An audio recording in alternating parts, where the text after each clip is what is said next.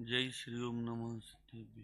मंगलम भगवान वीरो मंगलम गौतम गणे मंगलम कुंद कुंदाध्यो जैन धर्मस्तु मंगलम सर्वमंगल मांगल्यम सर्व कल्याणकार प्रधानम सर्वधर्माणां जैनम जैत शासनम वंदित सौ सिद्धे ध्रुवमुचल मनोभवम गदिम पत्ते वक्षामि समय पावड मिणमो सुत्केवली वणिदम प्रशांत मद्गंभीरम विश्वविद्याकुलगुरुम भव्यैकशरणम जियासी मत सर्वज्ञ शास्त्री।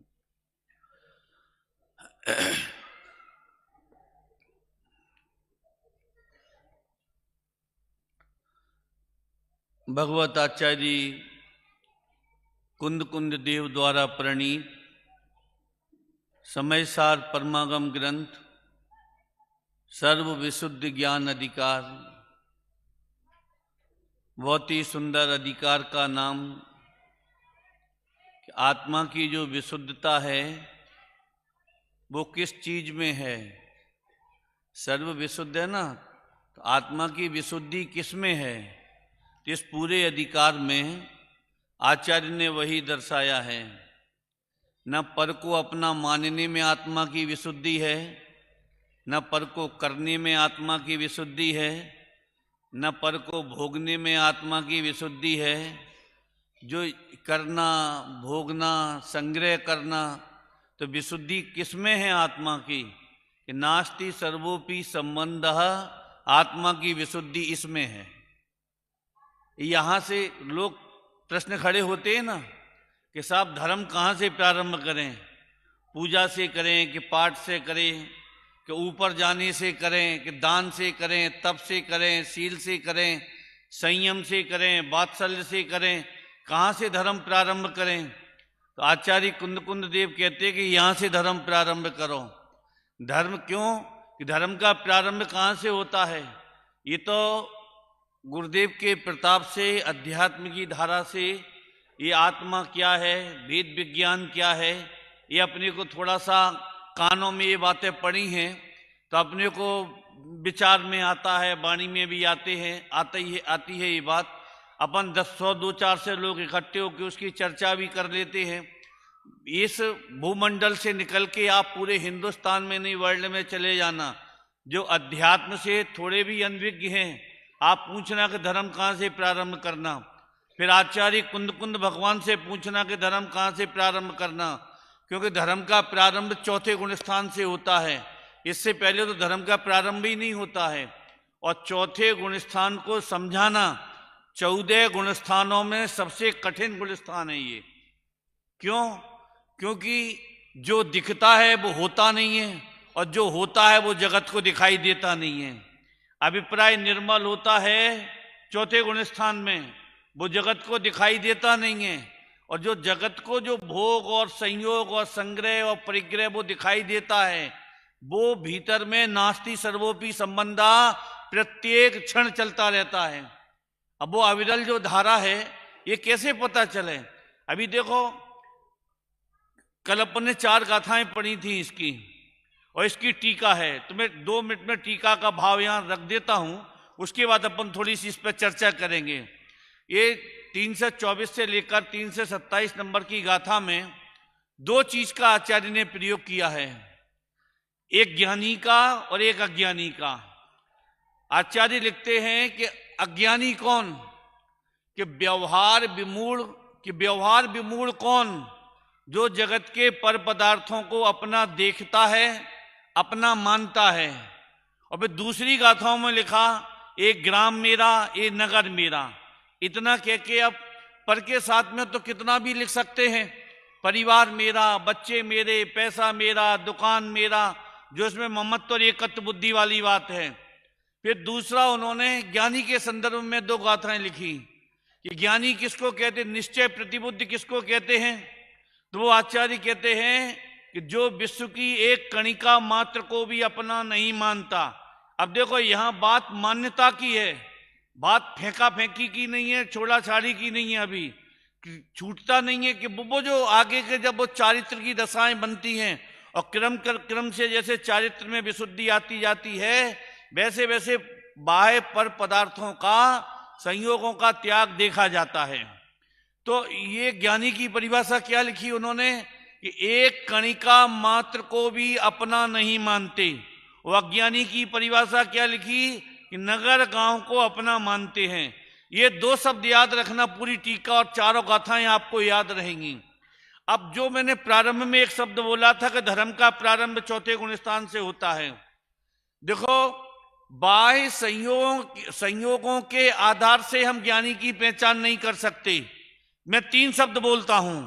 बाह्य संयोगों के आधार से ज्ञानी की पहचान नहीं कर सकते, शुभ भावों के आधार पर हम ज्ञानी की पहचान नहीं कर सकते, और शुभ क्रियाओं के आधार पर हम ज्ञानी की पहचान नहीं कर सकते। यही शब्द तीनों आप पलट दो और अज्ञानी के संदर्भ में लगा दो। मैं तीनों के उदाहरण देता हूं आपको कि अगर संयोगों के आधार पर अगर ज्ञानी अज्ञानी की पहचान हो तो नारकियों के पास कुछ भी नहीं है, और पहले नरक में असंख्या सम्यक दृष्टि धर्मात्मा जीव हैं। शुभ क्रियाओं के आधार पर ये नारकी ही नहीं, त्रियंचों के पास कौन से संयोग हैं, और स्वयंभू रमण समुद्र में पंचम गुण स्थान वर्ती असंख्यात जीव हैं। आप कैसे ज्ञानी अज्ञानी का निर्णय हम करेंगे? दूसरा, शुभ परिणाम के आधार पर कहो तो राजा सैनिक जैसे एक भव अवतारी, कितना शुभ भाव का परिणाम है नरकों में। कृष्ण लेस्या, तीव्र अशुभ परिणाम, एक भव अवतारी, और उसमें भी वो तीर्थंकर का पद पाने वाले। तो शुभ परिणाम के आधार से भी हम ज्ञानी अज्ञानी का निर्णय नहीं कर सकते। और अगर शुभ परिणामों कसाई की मंदता से अगर हम कहें, गुरुदेव एक शब्द बोलते थे, प्रायः कर आप सबने सुना होगा कि द्रव्यलिंगी मुनि की खाल उतार दो, नमक मिर्ची छिड़क दो, आंख का कोरा लाल नहीं होगा। 9वें ग्रीवक तो जा सकता है, परंतु चौथा गुणस्थान उसके भीतर में नहीं है। हम धर्मात्मा की बात उससे नहीं कर सकते। देखो, 4 तरह के जीव होते हैं, हम आपको बता रहे। एक चक्रवर्ती, एक दूसरा लोकांतिक देव, तीसरा सर्वार सिद्धि का देव, ये सब, और चौथा सौधर्मेंद्र। अब देखो, एक के पास कुछ भी नहीं है और एक के पास सब कुछ है। यहां धर्मात्मा की भी पहचान कैसे हो सकती है? ये सब एक भवत। चक्रवर्ती के पास कितना वैभव होता है, 96,000 रानियां, 6 खंड का वैभव, और कितना अटरम सटरम सब बना रहता है उनके पास, और उसके बावजूद भी वे धर्मात्मा हैं, वे सम्यक दृष्टि हैं, वे उस भव से कौ मोक्ष भी चले जाएं। लोकांतिक देव बाल ब्रह्मचारी होते हैं, केवल 5वें स्वर्ग में जो ब्रह्मोत्तर स्वर्ग है उसके एक पटल में वो रहते हैं, और केवल भगवान के दीक्षा कल्याणक के दिन आते हैं। और एक सर्वार सिद्धि के देव, वे पूरे 33 सागरों तक आत्मा के अनंत गुणों की चर्चा करते रहते हैं। उन्हें तो भगवान के पंच कल्याणक में को देखने के भी परिणाम नहीं आते, और फिर भी वो भी, उनके पास देखो कैसा शरीर है, कैसी बुद्धि है, हम इससे भी हम अनुमान नहीं लगा सकते। यहाँ फिर हम कैसे ये कह सकते कि ये जीव धर्मात्मा है कि ये जीव अधर्मात्मा है? कि पहले तो सबसे बड़ी बात यह है कि चौथे गुणस्थान वाले की खोज करनी क्यों, कैसे, किस आधार से हमको करनी कि ये कौन है, ये कौन नहीं है? जो इन्होंने टीका में आचार्य अमृतचंद देव ने अज्ञानी व्यवहार विमूढ़। अब देखो, धर्म का स्वरूप तो वो जानता नहीं है, कभी क्रिया के आधार पर, कभी व्यवहार के आधार पर, कभी शुभ भावों के आधार पर। कई बार बनारसी दास जी ने जहां अज्ञानी की परिभाषा उन्होंने लिखी तो उन्होंने कैसी लिखी कि धर्म न जानत बखानत भरम रूप, ठोर ठोर ठानत लड़ाई पक्षपात की। अब देखो, भ्रम शब्द का उन्होंने प्रयोग किया कि धर्म न जानत बखानत भरम रूप, और भ्रम रूप प्रवर्तन कर रहे हैं। अब भ्रम काय का कि इसमें भी धर्म है, इसमें भी धर्म है, तुम ये कर लो। अरे लोग बाग तो कैसा कैसा उपदेश देते हैं, भैया तुमने ये नहीं किया तो धर्म नहीं होगा, तुम धारे कर लो तो धर्म हो जाएगा, तुम ये बड़ा अभिषेक कर लो, तुम बड़ा धारे कर लो, तुम 11,000 वाली से धर्म नहीं होगा, 21,000 वाली से धर्म हो जाएगा। 51,000 वाला अगर करोगे और उससे भी बड़ी शांति धारा करोगे तो और बड़ा धर्म हो जाएगा। और फिर बड़े सो पावे, इतने बढ़िया बढ़िया शब्दों का प्रयोग करते हैं तो लोग। और फिर अभी तो और दूसरा नया चलता है, ऑनलाइन भी चलता है सब, कि आप वहां से 21,000 का हमको पैसा दे दो, हम आपके नाम का यहाँ पर ये सब बड़ा धर्म कर देंगे। जैसे पहले दिन ये कहा था ना, धर्म मोबाइल में हो जाता है, रोटी भोजनालय में मिलती है और धर्म मोबाइल में मिलता है। तो कमरे में पड़े पड़े अपने मोबाइल देखते रहो। तो ऐसे ही ये वाला धर्म भी, ये शांति धारा वाला धर्म भी, मतलब करेगा पंडित और पुण्य आपको लगेगा। मतलब कैसे, ये कैसा धर्म हो जाएगा? ये आचार्य कुंद कुंद को पढ़ो तो सही, ये कहते क्या है? अभी तो बड़े बड़े पुरुष, महापुरुष ऐसा भी कहने लगे कि सुन के सच कहता हूं, इतनी तकलीफ भी होती है, परंतु करें क्या, पंचम काल है, कोई कुछ भी कह सकता है और कहने के लिए तो सब स्वतंत्र हैं। कोई मर्यादा में बोल जाता है, कोई अमर्यादित भाषा का प्रयोग कर जाता है कि हम आचार्य कुंद कुंद देव के ऊपर अन्य आचार्यों की बलि तो नहीं चढ़ा सकते, समय सार के ऊपर अन्य द्वादशांग की बलि तो नहीं चढ़ा सकते। बलि जैसे शब्दों का प्रयोग करते हैं। मतलब इसका अर्थ यह हुआ कि उन्होंने समय सार पढ़ा ही नहीं, केवल निंदा के सिवा उसमें उनको कुछ दिखाई नहीं। अब ये कहते हैं कि अज्ञानी कौन और ज्ञानी कैसे बनता है? तो कहते हैं कि एक कणिका मात्र के प्रति भी जिसके अंतरंग में ममत्व भाव है वो अज्ञानी है। धर्म न जानत बखानत भरम रूप, ठोर ठोर ठानत लड़ाई पक्षपात की।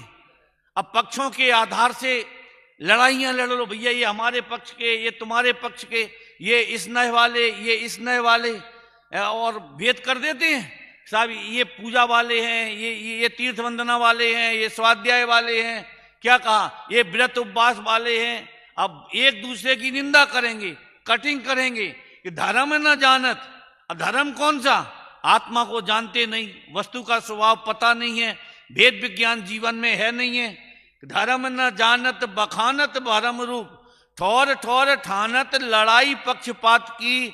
भूले अभिमान में न पांव धरे धरनी में, धरनी माने धरती पृथ्वी, कि भूले अभिमान में न पांव धरे धरनी में, हृदय में करनी विचारे उत्पात की। अब देखो, जिसे तुम धर्म कह रहे हो, बनारसी दास जी उसे उत्पात कह रहे। उत्पात समझते हो? जैसे कोई बच्चा यहाँ खूब तूफान मचावे, इसकी ये मुफलर खींच ले जावे, उसकी टोपी उखाड़ लावे, इसकी टोपी उसके सिर पे रख देवे, वो उसका चश्मा उठा ला जावे, उसकी किताब ले लेवे, उसकी जेब से पेंसिल निकाल। तो क्या कहे, भैया ये बच्चा किसका, इसको पकड़ो, कितना तूफानी बच्चा है ये। इसका नाम उत्पाद। उत्पाद माने जीवन में शांति नहीं। भूले अभिमान में न पांव धरे धरनी में, हृदय में करनी विचारे उत्पात की। फिरे डामाडोल सो कर्म के, अब देखो, कर्म के कलोलन में है रही अवस्था, बगुले जैसे पात की। मालूम ऐसे जीवों के लिए कई बार बनारसी दास जी क्या लिखते हैं, बगुल माने बम्बुल का एक पेड़ होता है, उसका जो सूखा जरा सा पत्ता होता है तो वो किधर उड़ के जाएगा, कि जिधर हवा का झोंका लगेगा उधर उड़ जाएगा। कोई पकड़ना चाहे तो उसको पकड़ नहीं सकता।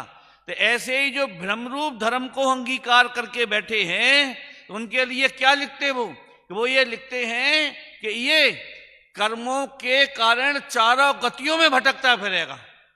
कि भूले अभिमान में न पांव धरे धरनी में, हृदय में करनी विचारे उत्पात की।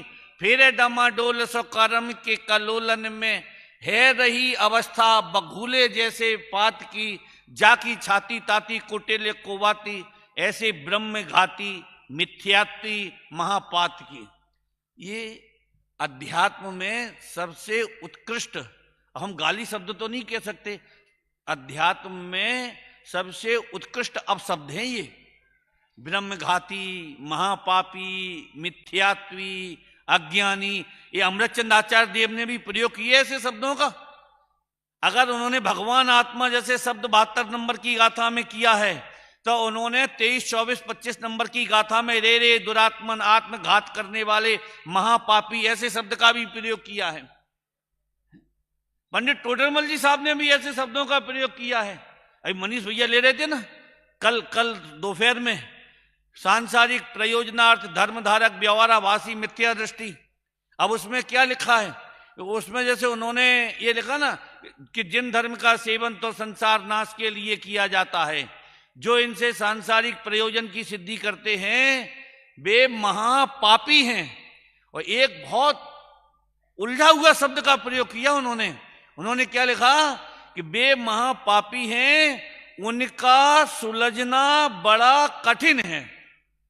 अब इस शब्द का अर्थ समझते हो कि उनका सुलझना मतलब वो अभिप्राय में इतने उलझे हुए कौन कि जो क्रोध मान माया लोभ के वशीभूत होकर धर्म को अंगीकार करते हैं, उनका सुलझना कठिन है। अब लोभ है ना, तो लोभ माने हम 21,000 रुपया देंगे तो स्वर्ग मिलेगा, तो ये काहे में उलझे? इनका सुलझना कठिन है। हम ये धारा करेंगे तो स्वर्ग मिलेगा। अरे ये बताओ, मोक्ष मार्ग तुम पाकर स्वर्ग को किस में आता है? 4 गतियों में आता है कि नहीं? ये संसार है कि नहीं?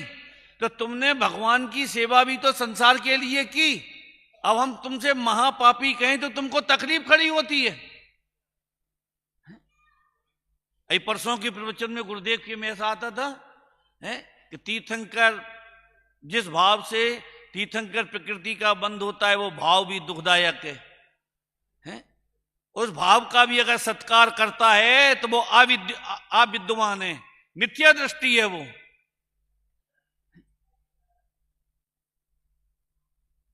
अभी अपने यहां इतने लोग बैठे हैं, अभी मन में आता पंचम काल में मोक्ष तो मिलेगा नहीं है, तो क्या मिल जाएगा? स्वर्ग मिलेगा ना है। अभी प्रवचन में क्या सुना था गुरुदेव के में कि स्वर्ग तो किसी को भी मिल जाएगा और आत्मा केवल मुमुक्षु को मिलेगा। बोलो लास्ट में बोला कि नहीं? आत्मा की अभिलाषा तो मुमुक्षु करेगा, स्वर्ग की अभिलाषा तो कोई भी कर लेगा। और फिर स्वर्ग में भी है क्या, ये तो बताओ क्या है? एक पंचेंद्री के भोगों के अलावा और क्या? भाई इतना अंतर है कि यहां से थोड़ी क्वालिटी अच्छी है वहां की। मतलब क्या क्वालिटी अच्छी है? आपको कोरोना नहीं होगा, आपको जुकाम नहीं आएगा, आपके भोगों में अंतराय नहीं पड़ेगा है, आपको वृद्धावस्था में आपकी आंखें वीक नहीं होंगी, मोतियाबिंद का ऑपरेशन नहीं करवाना पड़ेगा। सुना कोई देवता चश्मा लगाता हो? हाँ, अपने पंचकल्याणक में भले लगाता हो, ये बात अलग है। अरे पंचकल्याणक में इंद्र अगर चश्मा नहीं लगाएं तो उन्हें भगवान दिखाई नहीं देवे। तो वहां के भोग निरंतराय होते, आप ये तो विचार करो। बच्चे नहीं होते तो हाई एजुकेशन का कोई टेंशन नहीं है उनको है, कोई बुढ़ापे के लिए कोई डिपॉजिट जमा नहीं करना उनको। भाई इतना अंतर है कि यहाँ के संयोग घटते बढ़ते रहते हैं और वहां तुम्हें जन्म के समय जितने मिल जाएंगे मरते दम तक वे उतने ही रहेंगे। अगर कम से कम 32 देवियां मिलेंगी तो पूरे जीवन में 31 नहीं होंगी और 33 भी नहीं होंगी। आप समझे ना? तो बस वहां की थोड़ी क्वालिटी अच्छी है वो। और पर मिलेगा क्या? मिलेंगे तो भोग ही मिलेंगे। तुम्हें भोग दिखते हैं और ज्ञानियों को आकुलता दिखती है। अरे सरवार सिद्धि को भी गुरुदेव जेल बोलते थे कि वे 3 पांडव तो सिद्धालय में गए और उन 2 को 33 सागर की जेल मिली है। अरे वो तो स्वर्गों को जेल तो छोड़ो, हमें अपनी टूटी झोंपड़ी कभी जेल नहीं दिखाई दी, हमें ये शरीर कभी हमको जेल नहीं दिखाई दिया। तन कारागृह बनिता वेड़ी परिजन जन रखवारे हैं कि तन कारागृह, कि ये कारागृह माने जेल। अरे जो जेल में बंद हो जाता है तो छूटने का उद्यम करता है और हमें डॉक्टर कह दे कि तुम 10 साल बाद मर जाओगे तो मरण की वेदना हमें आज से चालू हो जाती है। आप सोच सकते हो, एक अंदर में झटका लगे तो हमको ऐसा प्रतिभाषित तो होवे कि ये देह छूटेगी। कोई नहीं, कहते सब हैं, मानने को कोई तैयार नहीं है कि ये पर्याय हमारी छूट जाएगी। इस पर्याय का हमें परित्याग, पर्याय की स्थिति थोड़े काल की है, ये दिन में कितनी बार याद आता है। और मैं पर्याय स्वरूप नहीं हूं, ये कितनी बार याद आता है। वो तो जब कोई रोक शोक हो जावे, पैसे वैसे में नुकसान पड़ जावे, शेयर मार्केट हमारा डल हो जावे, तो कभी याद आता है भैया हमारा पाप का उदय है। अरे पाप के उदय वालों से पुण्य के उदय वाले बहुत खतरनाक हैं, क्योंकि पांचों इंद्रियों की जहाँ सामग्रियां लगी हों, पुण्य का उदय बिल्कुल अपने को समय पे भोजन मिले, समय पे अपने को सारी व्यवस्थाएं मिले। अरे कभी आत्मा याद नहीं आता अपने को। अगर आता होता तो स्वर्गों की सागरों की आयु अनंतों बार चली गई। अगर आता होता तो आत्मानुभूति हो गई होती।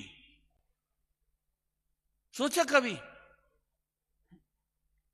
जितनी अनुकूलता है ये सब हमारे मुक्ति के मार्ग में अंतराय बन के खड़ी है। हम ये नहीं कह रहे कि भगवान सबको पाप का उदय देवे, इसका ये अर्थ भी नहीं है। तो पुण्य के उदय में और पुण्य का मिले, और पुण्य का मिले, और पुण्य का मिले। तो ये जब ये कर्म का उदय आता है, बबूल के पत्ते की तरह ये जीव भटकता है। ये कभी रात को नींद ना आवे तो एक बात तो विचार करना, कभी करना, इस पर्याय से ये भगवान आत्मा, ये चैतन्य तेरा निकलेगा और सादिक 2000 सागर की हमारी आयु है, हम जाएंगे कहाँ? जैसा हमने तो बहुत पुण्य किया है कि फिर कहाँ जाओगे? स्वर्ग में। स्वर्ग की बात कहाँ जाओगे बताओ? यूं परिवर्तन पूरे किए। अरे स्वर्ग में भी चले जाओगे तो वहां भी अनंत दुखी रहोगे। ये तो छेडालाकार ने लिखा है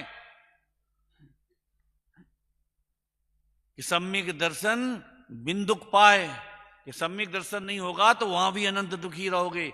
अमृतचंद आचार्य कुंद कुंद भगवान से पूछो तो पढ़ो आप लोग, प्रवचन सार पढ़ो। जो पहला ज्ञान तत्व प्रज्ञापन है उसका जो चौथा भाग है, जो शुभ परिणामाधिकार, उसमें स्वर्ग की शायद मैं सोचता हूं कि जितनी अच्छी मीमांसा अमृतचंद आचार्य देव ने वहां उसमें की है, इतनी अच्छी शुभ भाव की मीमांसा कहीं देखने को नहीं मिलती। तन वेदना से वेद दुखी रमणी की विषयों में रमे हैं, कि तन वेदना, तुम जिसको सुख कहते हो, आचार्य उनको अनंत दुखी कहते हैं।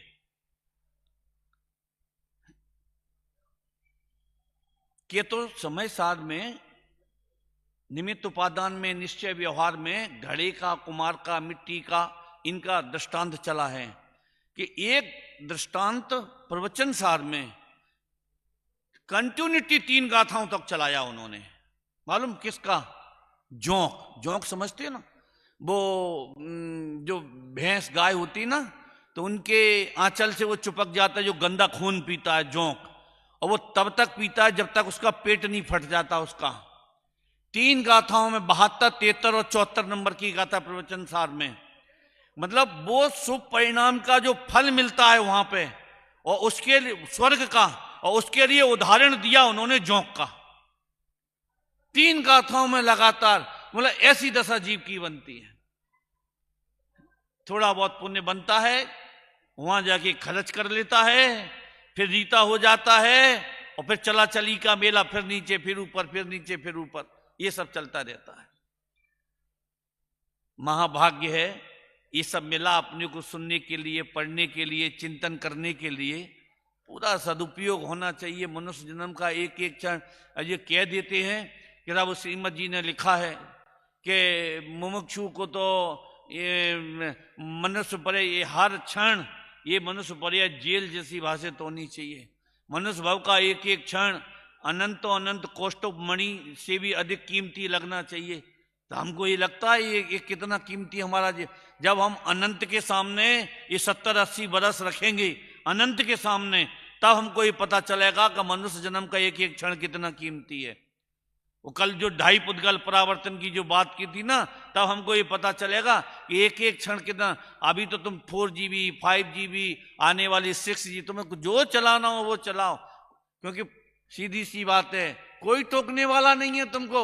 ये तो पंडित टोडरमल जी साहब ने लिखा है कि पुण्य के उदय में दंड के निमित्त नहीं होते, और पाप के उदय में सहायता के निमित्त नहीं होते।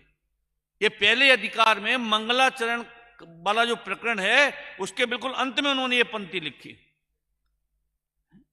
कि पुण्य के उदय में दंड, जिनका पुण्य का उदय होता है वो अनीति करें, अन्याय करें, समय की बर्बादी करें, मनुष्य भव का सत्यानाश करें, कोई तुमको टोकने वाला नहीं मिलेगा। क्योंकि पुण्य के उदय में दंड के निमित्त मिलते ही नहीं है, और पाप के उदय में सहायता के, नरकों में सब पाप के उदय वाले हैं, खूब सहायता के लिए पुकारते हैं। कौन सा? और हम कह रहे कोई अगर अपना पूर्व का मित्र देवादिक अगर सहायता करने भी जाए तो क्या सहायता कर सकता है? 16वें स्वर्ग का सीतेंद्र, सीता का जीव प्रतीन्द्र, वो तीसरे नरक में रावण की सहायता के लिए गया, बोलो कितनी सहायता कर पाया? पर को दोष देना बंद करो। क्या कहा? अपनी परिणति को सुधारने का उद्यम और प्रयास जीव को करना चाहिए। तो किसको कहते अज्ञानी? इसकी चर्चा चल रही है कि हम अज्ञानी ज्ञानी जो पना है ये कैसे हमारे निर्णय में आवे। तो वो कहते देखो अज्ञानी की ये पहले भी बहुत चर्चा इन्होंने 19, 20, 21, 22, 23, 24, 25 इन गाथाओं में बहुत की आचार्य कुंद देव ने, क्योंकि वहां 19 नंबर की गाथा में जैसे उन्होंने उत्थानिका में लिख दिया कि तरी कियंतम कालम अयम अप्रतिबुद्ध भवती अवधीयतम, यह जीव कितने काल तक अप्रतिबुद्ध रहेगा। तो अमृतचंद आचार्य देव कुंद भगवान से प्रश्न कर रहे हैं, सवाल कर रहे हैं, खड़ा कर रहे हैं कि महाराज ये जीव कितने काल तक अज्ञानी रहेगा। ये प्रश्न नहीं किया उन्होंने कि इस जीव का कैंसर कब मिटेगा, ये कोरोना से कब बचेगा। क्या कहा? ये जीव स्वर्ग में कब जाएगा, इसकी लॉटरी कब खुलेगी है? ये जो 80 साल का बुजुर्ग हो गया है ना, ये 16 साल का कब बनेगा, ये प्रश्न नहीं खड़ा किया। प्रश्न कौन सा खड़ा किया कि तरही कियंतम कालम, कि कितने काल तक, अप्रतिबुद्ध मने अज्ञानी, कि तरही कियंतम कालम अयम अप्रतिबुद्ध भवती इति अवधीयताम, कितने काल तक अज्ञानी रहेगा। प्रश्न काल में है, ध्यान रखना, प्रश्न काल में है और उत्तर अकाल में दे दिया उन्होंने। क्या उत्तर दिया? कम्मेणो कम्मम ये अहमिद ए कम च कम्मेणो कम्मम जाए सा खल बुद्धि या पड़ी बुद्धो हवदितावे। उन्होंने कहा कितने काल तक अज्ञानी रहेगा? 1 घंटे, 2 घंटे, 6 घंटे, 1 भाव, 2 भाव, 100 भाव, असंख्यात भाव, कब तक अज्ञानी रहेगा? जब तक तुम पर को अपना मानते रहोगे, चाहे जितनी पूजा करते रहो, अज्ञानी बने रहोगे। ऊपर कितनी बार जाए बताओ, अज्ञानपना मिट जाएगा हमारा। और जो यहां आके किसी कारणवश ऊपर नहीं पहुंच पाए, सर्दी बहुत है या घुटनों में दर्द है, तो उन बेचारों को ऐसा लगता है, घर जाके जब मोहल्ले वाले पूछेंगे भैया शिखर जी हुआ है हो आए, बेकार रहा जाना। क्यों? ऊपर तो जा ही नहीं पाए। यहां 6 घंटे तत्व सुना, ये सार नहीं दिखा, ऊपर तो पहुंच ही नहीं पाए। और मोटरसाइकिल से पहुंच भी गए तो चंदा प्रभु तक तो पहुंच ही नहीं पाए। अभी आप सोचो, हम वर्षों तक सारे जीवन तत्व सुनने के बाद भी अंदर में बोलो संतुष्टि किस में लिए बैठे हैं। कोई क्रिया अधूरी रह जाए, कोई भाव हमारा अधूरा रह जाए तो हमको अधूरापन दिखाई देता है। ये पूरे तत्व की यहाँ आराधना की, पूरे तत्व की हमने चर्चा सुनी, ये इसमें हमको पूरापन नहीं दिखाई देता है, कि उसमें अधूरापन लगता है कि वो तो हो ही नहीं पाया, ये तो हो ही नहीं पाया। कितने काल तक अज्ञानी रहेगा कि कर्म और नो कर्म को जब तक अपना मानता रहेगा। और ये 3 से 24, 25, 26, 27 नंबर की गाथा में वो पंक्ति यहां लगा के देखो कि जब तक यह जीव कर्म और नो कर्म को अपना मानता रहेगा और अपने को भी कर्म और नो कर्म का मानता रहेगा, तब तक यह जीव अज्ञानी बना रहेगा। इससे भी बोलो बड़ी कोई, अरे आगे की गाथा में तो फिर अमृतचंद आचार्य देव ने प्रश्न खड़ा कर दिया कि महाराज अज्ञानी का लक्षण क्या है? बोलो, काला हो बे वो अज्ञानी, कि गोरा हो बे वो अज्ञानी, स्वर्ग जावे वो अज्ञानी, कि नरक जावे वो अज्ञानी। बोलो कौन ज्ञानी कौन अज्ञानी? अगर क्षेत्र के परिवर्तन से ज्ञानी अज्ञानी होता तो राजा श्रेणी गारंटी से ज्ञानी नहीं होते। और 9वें ग्रीवक वाले को जो हम अज्ञानी सिद्ध कर देते हैं कि मुनिव्रत धार अनंत बार ग्रीवक को बजा जाओ, उसको हम अज्ञानी सिद्ध नहीं कर पाते। गतियों के आधार से, क्षेत्र के आधार से हम ज्ञानी अज्ञानी का बिल्कुल हमारा थर्मामीटर फेल हो जाता। किसको अज्ञानी कहते? तो उन्होंने लक्षण पूछा, तो उन्होंने लक्षण क्या दिया कि ननु कथम अयम अप्रतिबुद्ध लक्षित। हे प्रभु, अज्ञानता का लक्षण क्या है? तो उन्होंने कहा भूतकाल, वर्तमान काल, भविष्य काल। जो इन तीनों कालों में तीन प्रकार का पर पदार्थ, कौन सा? सचित, अचित और मिश्र। सचित्त माने चेतन सहित, अचित्त माने मकान, दुकान, व्यापार, धंधा, आभूषण, और मिश्र माने जिसमें दोनों सम्मिलित हो, सचित्त भी हो और जिसमें अचित्त भी हो। भूतकाल में ये मेरे थे और मैं इनका था। खूब बड़ा करोड़पति अरबपति होवे, बाद में व्यापार में नुकसान पड़ जावे, जी बेच देवे, वो बेच देवे, और जब भी उस गली से गुजरना होवे, एक हमारा भी समय था, ये बड़ी बड़ी बिल्डिंगों के स्वामी हम थे। देखो तो मकान हाथ से निकल गया, अभिप्राय अभी भी विद्यमान है। ये अज्ञानी का लक्षण है। भूतकाल में ये मेरे थे, मैं इनका था, वर्तमान में ये मेरे हैं, मैं इनका होऊंगा, भविष्य में ये मेरे होंगे और मैं इनका होऊंगा। ये अज्ञानी का लक्षण है। ज्ञानी का लक्षण क्या है?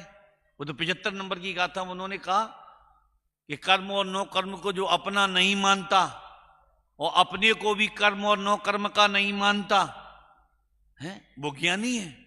और इन्होंने अमृतचंद आचार्य देव ने क्या परिभाषा दी? एक कणिका मात्र को भी जो अपना नहीं मानता, तो विद्यमान कहीं भी हो। और मालूम आपको ज्ञानी का अभिप्राय कैसा होता है? देखो, जिस समय राम लक्ष्मण सीता चले गए अयोध्या से, तो पूरे अयोध्या में कोलाहल मच गया था। ये हुआ क्या?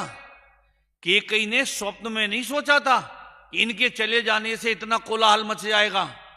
तो वो दौड़ी दौड़ी राजा दशरथ के पास आई। क्या स्वामी, भरत राज्य करे या नहीं करे, आपके साथ चाहे बेशक दीक्षा ले लेवे, पर तुम उन तीनों को बुला लो। ये अयोध्या की दशा देखो। इसलिए हमने कल कहा था ना, परसों कहा था कि कैकेयी का चरित्र अगर पढ़ो तो पद्म पुराण से पढ़ के देखो तो पता चलेगा कि कितनी निर्मल परिणति वाला वो जीव था। अब सोचो तो कि भरत दीक्षा ले तो ले, राज्य में रहे तो रहे, पर उन तीनों को तुम वापस बुलाओ। तो जो रविशरण स्वामी ने राजा दशरथ ने दीक्षा तो ली नहीं थी, उनके मुख में जो शब्द डाले वो कितने प्यारे शब्द थे। मालूम क्या लिखा वहां? ये लिखा, हे रानी तुम पुत्रों वाली हो। अब ये नहीं कहा कि हम पुत्रों वाले हैं। मतलब गृहस्थ दशा में रहकर भी ममत्व कितनी बुरी तरह से धराशायी हो जाता है, कितना छिन्न भिन्न हो जाता है कि तुम पुत्रों वाली हो। तुम चाहो तो राम को बुलाओ, चाहो तो नहीं बुलाओ, तुम चाहो तो भरत को राज्य दो, तुम चाहो तो राम को राज्य दो। हम तो अल्पकाल में ज्ञानेश्वरी दीक्षा अंगीकार करके सिद्धालय जाते, अभी दीक्षा ली नहीं है। उससे पहले इतना निर्मल अभिप्राय होता है ज्ञानी का। और लोगों को तो राज्य दिखाई देता है, पर ज्ञानी का अभिप्राय किसका अर्थ कर रहे हैं हम? बोर्ड पे लिखा है, टीका है, एक कणिका मात्र को भी अपना नहीं मानते हैं।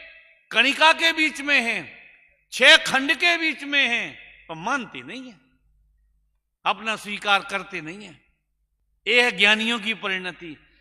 कुंद कुंद स्वामी की ये गाथाएं, इनकी टीकाएं जब ये पढ़ते हैं ना, ऐसा विचार आता है, देखो तो आज अगर ये चीजें अपने को नहीं मिली होती तो हम किसको धर्म मानकर बोलो पूरा का पूरा मनुष्य भव की हम बलि चढ़ा देते कि नहीं चढ़ा देते? किस धर्म की क्रिया के ऊपर हम बलि चढ़ा देते? पता ही नहीं है धर्म किसका नाम है। अपने यहां एक वो हुए ना, 20 पंथी हुए, रत्नाकर कवि, उन्होंने भरतेश वैभव नाम के 4 भाग लिखे। तो जो चौथा भाग लिखा ना, तो उस चौथे भाग में स्टार्टिंग में ही उन्होंने प्रारंभ में इतना बढ़िया भरत चक्रवर्ती का चरित्र लिखा वहां कि राजसभा लगी है, हो गया समय, बस 2 मिनट में मैं पूरा करता हूं। भरत चक्रवर्ती की सभा लगी है, चक्रवर्ती नाच गाने चल रहे अपने, अपने नृत्य वगैरह चल रहे, तो एक कोई दूत दौड़ा दौड़ा आया भागता हुआ, आके बोला, हे स्वामी, आपके छोटे भाई को केवल ज्ञान हो गया। वो सिंहासन से उठे और बड़ी जोर जोर से नाचने लगे। थोड़ी देर बाद एक दूत और दौड़ता हुआ आया कि आपके मामा जी को मोक्ष हो गया, और जोर जोर से नाचने लगे भरत चक्रवर्ती। अबे वो छोड़ो, नृत्यांगनाएं देवांगनाएं कहां गई, खुद नाच रही। वो ऐसा वहां दृश्य दर्शाया, और थोड़ी देर बाद वहां बैठ गए वो, और माथे सिर से हाथ लगा के जोर जोर से रोने लगे। पूरी सभा सन्न रह गई। हुआ क्या, ये क्या हुआ? सेनापति पूछता है, हे नाथ क्या हुआ? अभी तो आप इतने प्रसन्न थे, अभी आप रो क्यों रहे हो? भरत चक्रवर्ती के मुख में जो रत्नाकर कवि ने शब्द लिखे, हम वो बताते हैं आपको। हम ये बताते हैं कि ज्ञानी की परिणति कैसी होती है। भरत चक्रवर्ती बोले, सेनापति जी, धीमे धीमे सब जा रहे हैं, अपने ही रह गए। समझ में आया कुछ? दे उनको केवल ज्ञान हो गया, वे सिद्धालय में चले गए।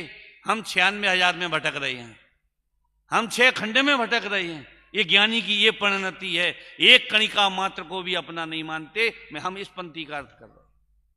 शेष चर्चा इधर से।